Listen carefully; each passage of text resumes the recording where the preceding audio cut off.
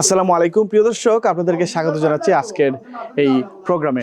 আজকে আমরা একটু কথা বলবো যে আমাদের যে রেস্টুরেন্টে ফুড হাইজিন কতটুকু ইম্পর্ট্যান্ট। কারণ আমরা দেখেছি যে অনেক রেস্টুরেন্ট কিন্তু ছোট্ট একটি কারণে, বিশেষ করে ফুড হাইজিন না জানার কারণে রেস্টুরেন্টের অনেক বিপদ হয়, অনেক সমস্যার সম্মুখীন হন। অনেক ভালো ভালো রেস্টুরেন্ট, 5 স্টার রেস্টুরেন্টগুলা 0 স্টারে চলে যায় একমাত্র অসচেতনতার কারণে। অর্থাৎ বিন্দু মাত্র যদি একটু আমাদের সচেতনতা থাকে, তাহলে কিন্তু আমরা রেস্টুরেন্ট খোলার আগে বা রেস্টুরেন্ট খোলার সময়ে আমরা ফুড হাইজিন নিয়ে কথা বলবো। আজকে আমার সাথে একজন এক্সপার্ট আছেন, আমাদের লতিফ ভাই। উনি আজকে আমাদেরকে ফুড হাইজিনের ইম্পর্টেন্স নিয়ে উনি আমাদের জানাবেন। ফুড হাইজিন প্রথম হইল যে আমরা যে জায়গাতে এটা রেস্টুরেন্ট করছি, রেস্টুরেন্ট করার কারণটা হইল যে ইউ হ্যাভ টু হ্যাভ, এটা ফান্ডামেন্টাল একটা ইস্যু আছে, and it's a legal requirement গেল এটা। সো লিগাল রিকোয়ারমেন্ট যদি আমরা কমপ্লাই না করি, definitely law will catch up with us. Now most of the time, because in business a lot of people একটা ট্রেনিংয়ের মাঝে কিছু একটা এক্সপেন্স আছে, a little bit expense আছে, so people take that as an expense, and realistically আমরা এটার expense হয় না, we say it's an investment.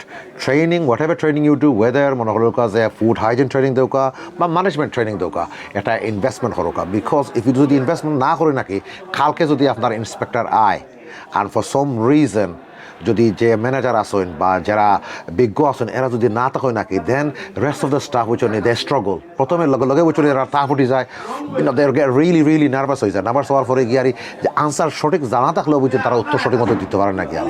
So that's the main thing, you have to comply with the law. Rating কমে যায় ও কারণে গিয়ে আর যে তিনটা ইস্যুর উপরে, একটা হইলো হাইজিনের উপরে, একটা হইলো আপনার এই বিল্ডিংয়ের উপরে, আর একটা হইলো ম্যানেজমেন্টের উপরে। So those 3 elements they look at. So 3 এলিমেন্টের মাঝে ম্যানেজমেন্ট হইলো কিতা, প্রথম হইলো যে আপনার একটা সেফ ফুড, যারা majority small business they operate using a safe food better business পাক। তো এটা হলো ম্যানেজমেন্ট। মোস্ট পিপল এটা there's 4-5 sections, 5 sections মাঝে এটা when you first open the place, you look at it, you write everything down, and most of the time মানুষ এটা review করে না। আর আমরা রেকমেন্ড করি you review it every single time, whether আপনার নয়া স্টাফ আনেন, whether you get new ingredients, anything of that, any kind of changes আপনি এগুলো রিভিউ করতা। এগুলো রিভিউ করো না, এগুলো জাস্ট থাকি যায়। Mainly which two concentrate on 3টা আছে, কন্টামিনেট আছে। একটা হইলো বায়োলজিক্যাল, একটা হইলো ফিজিক্যাল, আর একটা হইলো কেমিক্যাল। আর allergen একটা আসিল, when I go back 10 years ago, allergen একটা আসিল just on the bottom. Recently allergen has become number one ও কারণে গিয়ে আর if you look at the population, a huge number of population which they are suffering from allergenic reaction. So ও কারণে গিয়ে আর allergenটার উপরে খুব গুরুত্ব দেওয়া লাগে।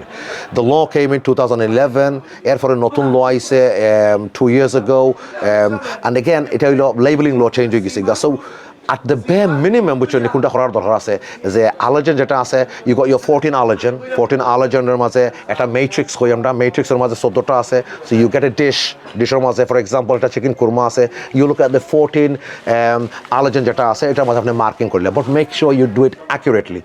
আর একটা ইম্পর্টেন্ট জিনিস হইল, like if you using any kind of external product, I don't want to name any product, for example পাটাক আছে, বিভিন্ন ধরনের নরমাল ব্র্যান্ড হল আছে, you need to check the labeling. So when you make the matrix বলি, the 14 ingredients one, make sure you read that label properly and accurately. Please remember the new legislation, labeling law, that is something to really to consider. We haven't got the time to actually explain that, but do take it into consider. The new labeling law is very, very difficult to deal with. I'll give you an example.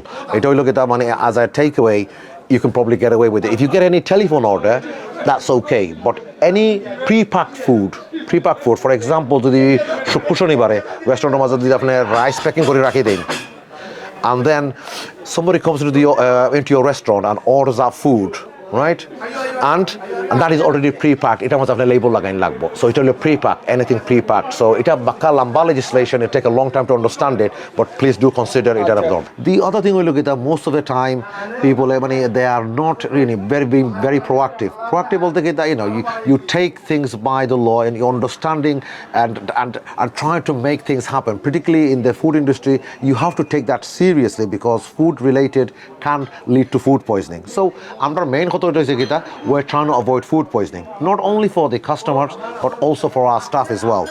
তো তো গেল এটা and related to that যদি by chance you've got any issues and যদি inspection hour for from 5 to 3 to 1 sometimes 0 দিয়া যায় কি আরি really good places and it's not always about education, it's not always about finance, but এটা proactive you have to take things quite seriously, have a good understanding that it is a legal requirement, এটা moral এটা requirement হই আছে for definitely